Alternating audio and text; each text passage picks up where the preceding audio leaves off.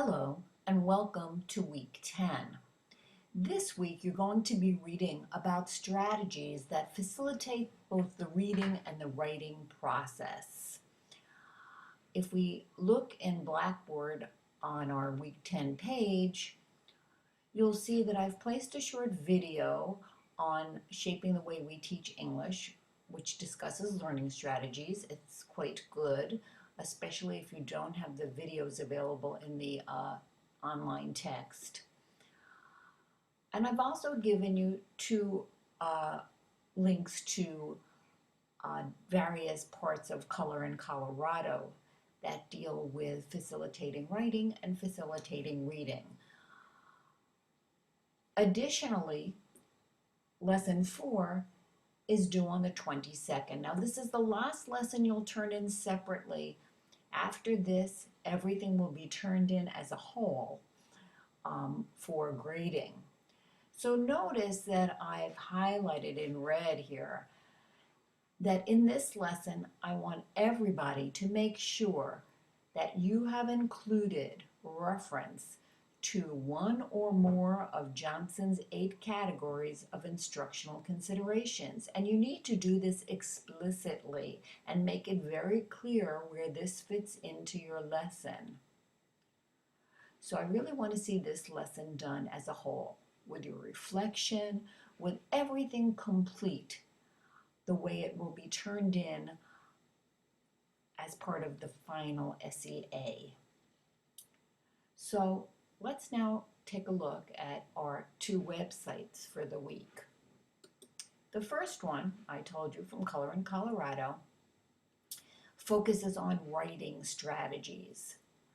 And I'm always saying that good strategies are good strategies, and I do believe that. However, sometimes we need to go that extra mile and add something else for our ELLs or our learning disabled students or students who are just struggling. So here we have additional ideas and activities and strategies for writing, for addressing the Common Core, a wonderful research guide that you can link and download, and suggestions from the sister sites of Reading Rockets, Adult Literacy, and Learning Disabilities Online. The second area in Color in Colorado that I've taken you to are those strategies that address reading and writing instruction for ELLs, and they do this in a nice way. They do it by grade level, all the way from kindergarten to grade 12, by topic, content area, again, going back into standards, recommended resources, some webcasts, a professional book list, and if you're interested in the author interviews. So again, I picked these out for you simply because sometimes there's so much here on these sites that it's easy to get lost. So in our e-text,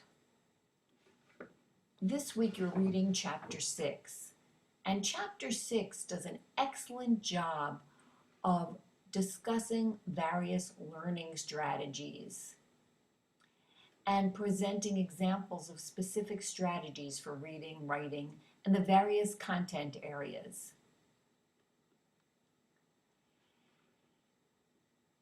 So I want you to pay particular attention to the various learning strategies and how you can incorporate these into your lessons. Sometimes students are so overwhelmed when learning a second language that they don't generate the strategies they need for effective learning. And this is where we come in, by modeling, by directly teaching strategies with explicit instruction. And we have a good definition here of what a learning strategy is. A learning strategy is a series of steps that can be repeated numerous times to solve a problem or complete a task. Now, many students will develop their own learning strategies, and that's wonderful, but others do not. So if a strategy has not been generated spontaneously and a student is struggling, we need to explicitly teach this strategy. The goal, obviously, is that this strategy is learned and then the student can use it independently.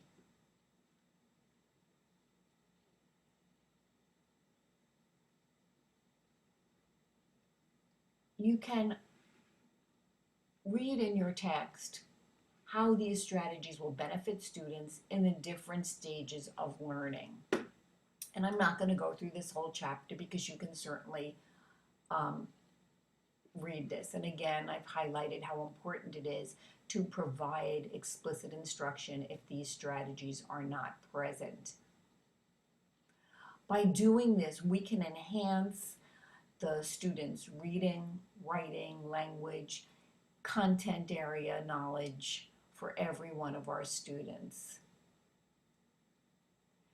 So you're going to look at the various strategies, see how you can incorporate them or how you are incorporating them into your class. They give some good suggestions of teaching strategies in mini lessons, no more than 15 minutes a day, so the student gets a controlled practice using this during a designated period of time. Remember that a learning strategy is not the actual curriculum, but a strategy is used as part of the curriculum so that they can actually access content and become proficient in these skills. So, going back to our Blackboard, you'll read that, prepare your lesson 4. You should have already turned in your philosophy by the time you're watching this video. And I hope that your lessons are going well. I have liked what I've seen so far. I appreciate what you are doing on the discussion board. And this week's discussion board asks you to take a look at academic English and how it differs from the English we use in everyday life. And what are some misconceptions people might have about academic language development. So please take the time to look at that. And as you can see, we are getting closer and closer to the end of the semester.